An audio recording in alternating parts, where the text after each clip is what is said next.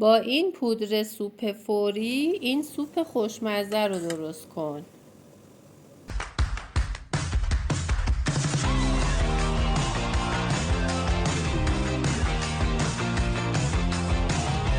سلام عزیزای دلم، به کانال آشپزی خودتون خوش اومدید.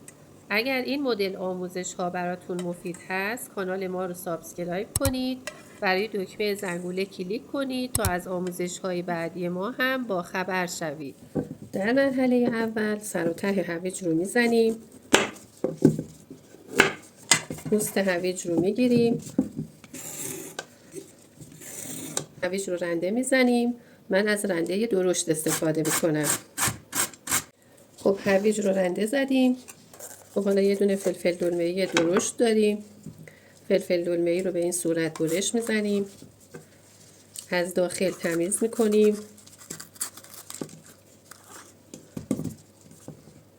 حالا به این روش خیلی نازک برش میزنیم، به صورت خلال خیلی نازک.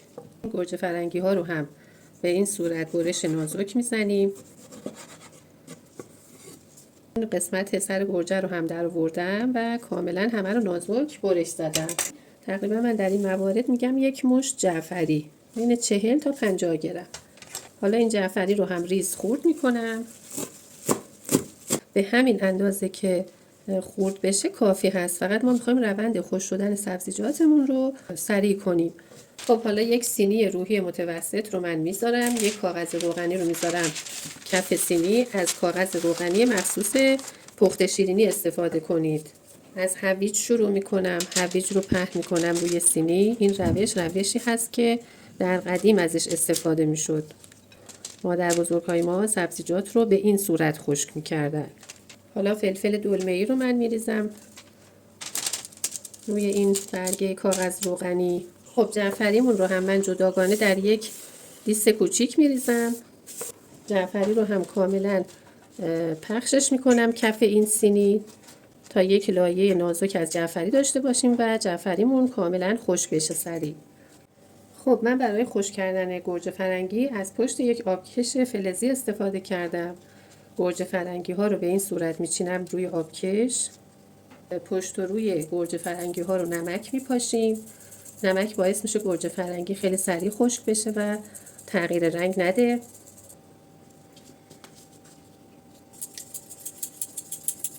این هم گوجه فرنگیمون آماده شد که بگذاریمش تا کاملا خشک بشه. 3 عدد پیاز کوچک بنفش رو هم من برش کاملا ریز میزنم. از بس که کوچولو بودن یادم رفت بذارم روی سینی سبزیجات. به این صورت خلال کاملا ریز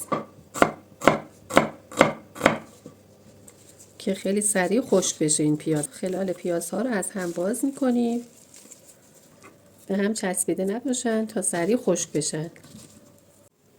خب پیازها رو هم من میریزم روی سبزیجات دیگه به صورت پراکنده تا کاملا خشک بشه. سبزیجات رو به همین روشی که خدمتتون گفتم ظرف‌هاشو گذاشتم روی یک میز در یک نقطه تمیز از منزل، نه گرد و خاک هست و نه حشره. و همطور که ملاحظه میکنید آفتاب و نور خورشید از پشت دریچه افتاده روی سبزیجات. خب دوستان عزیز، امروز سومین روزی هست که از زمان خشک کردن سبزیجات من داره میگذره. ببینید من میگیرم کاملا جلوی دوربین، ببینید چقدر هویج و خلال پیاز بنفشمون چقدر عالی خشک شدن.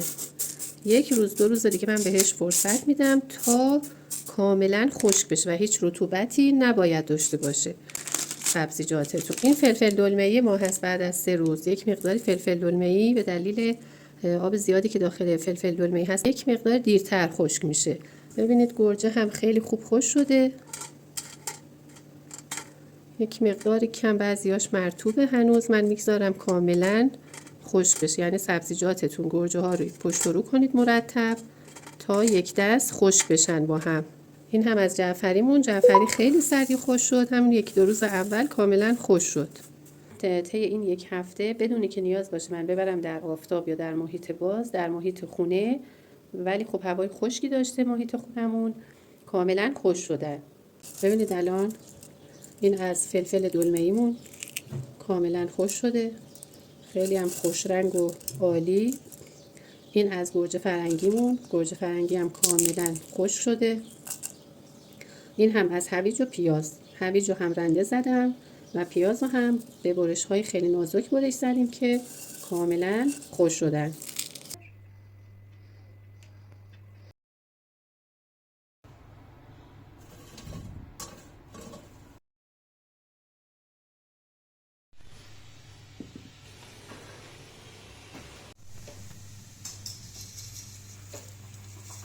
خب این روش دوم خشک کردن هم به وسیله دستگاه سولاردوم من استفاده کردم. دوستانی که در منزلشون دستگاه سولاردوم دارن میتونن از این دستگاه استفاده کنن. خب بریم که سبزیجات خشکمون رو برای استفاده در سوپمون آماده کنیم. خب من در مرحله اول هویج و پیازم رو توی دستگاه آسیاب میریزم و پودرش میکنم.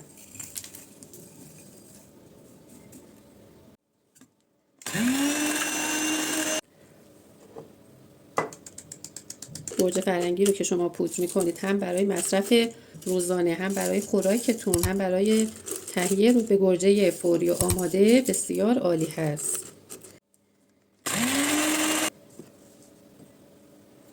این هم از پودر گوجه فرنگیمون کاملا پودرش کردم من و ببینید چقدر که خوش رنگ و عالی شده. رنگ این رو شما زمانی متوجه میشید که من در آب جوش اینو حلش میکنم و حتما از الک رد کنید و هر چی که زبری پودر گوجه هست مرتب آسیاب کنید تا به این درجه نرمی و یک دستی برسه. خب حالا میریم سراغ پودر پاپریکامون. پودر پاپریکا رو هم آسیاب میکنیم. البته یک مقداری پودر پاپریکای من با سبزیجات دیگه هم قاطی شده چون برای سوپ میخوام، ایرادی نداره. خب سه تا ترکیب اصلی سبزیجات این سوپ رو من کاملا خشک کردم و پودر کردم. این فلفل دلمه قرمزمون هست، پودر پاپریکامون خیلی هم خوش رنگ و عالی شده. کاملا پودر کنید، حتی اگه نیاز باشه از الک هم رد کنید تا یک پودر یک دست بهتون بده. این پودر گوجه فرنگیمون هست. این هم پودر هویج. برای این میزان مواد سبزیجات 2 لیوان پر جوی 2 سرپرک دارم من. خب حالا جوی 2 سرپرکمون رو هم کمی آسیاب میکنیم. آسیاب خیلی ریزم نمیخواد بزنید چون اینجور خودش پرک هست، خیلی سریع پودر میشه. ببینید به این صورت. 2 عدد هویج بزرگ داشتیم، یک عددش رو من آسیاب کردم، یک دونش رو به صورت تیکه های نمایشی سوپ نگر داشتم.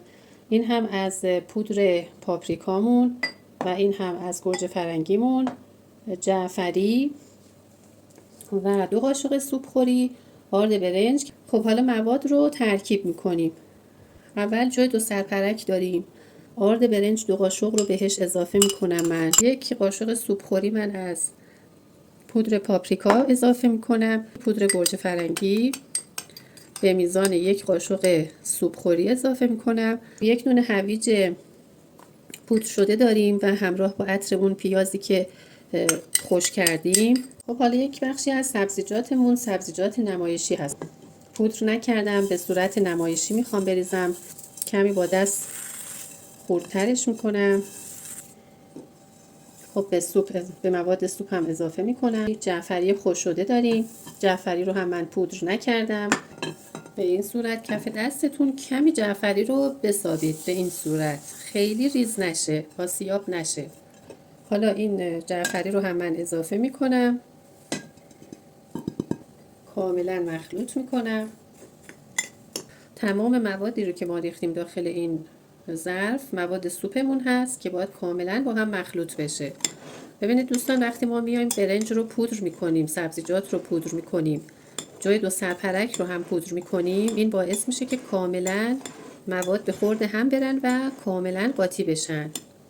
به اندازه 2 تا 3 قاشق سوپ خوری از تیکه های نمایشی خود پرک جو استفاده میکنم.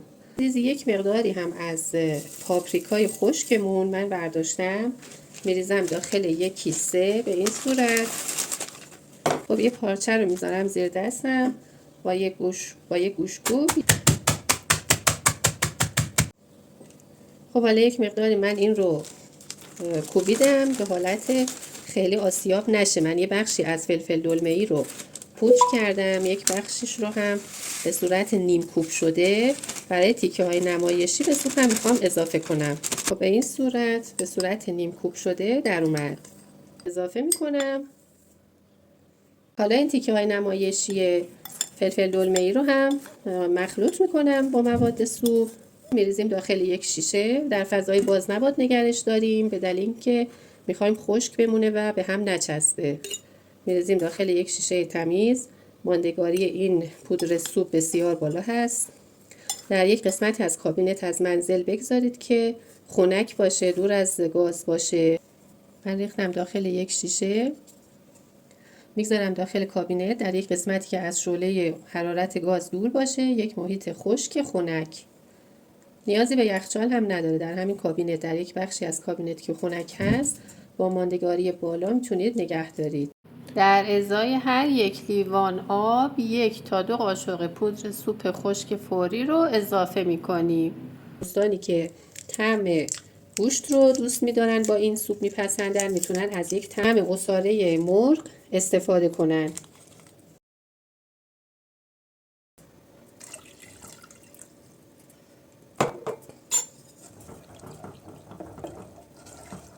زمانی که سوپ خشک کاملا با آب سرد حل شد، زیر شعله رو روشن میکنیم.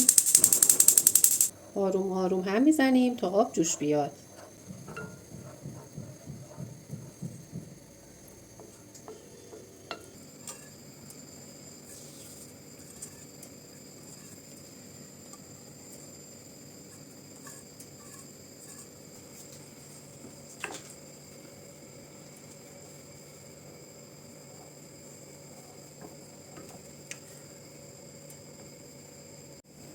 این رخ کار رو ببینید. این سبزیجات نمایشی رو که ما با دست خورد کردیم چقدر زیبا و قشنگ کرده این سوپ فوری و آماده ما رو. دوستانی که میل دارن میتونن یک مقدار خیلی کم، یک برش کمتر از 25 گرم کره رو بهش اضافه کنن. من یک برش خیلی کم از کره رو بهش اضافه میکنم. نیازی به چربی زیاد هم نداره. خب الان سوپ من به جوش افتاده. من زیر حرارت زیر سوپ رو کاملا ملایم کردم. با شعله کاملا ملایم در قابلمه رو میگذارم به مدت 10 دقیقه تا 1 رو با شعله کاملا ملایم این سوپ کاملا جا بیفته. و بعد از 1 رو 20 دقیقه سوپ فوری ما دیگه آماده است. شما غلظت سوپتون رو میتونید به دلخواه خودتون بیشتر بریزید از سوپ خشکتون. من به همین میزان بچه‌ها علاقه دارن به این صورت براشون تهیه کردم. اگر این آموزش براتون مفید بود، کانال ما رو سابسکرایب کنید و روی دکمه زنگوله کلیک کنید. ما رو هم به دوستان خودتون معرفی کنید تا به جمع خانواده ما بپیوندند. با لایک هاتون و کامنت های خوبتون به ما انرژی بدید و از خوردن این غذا لذت ببرید.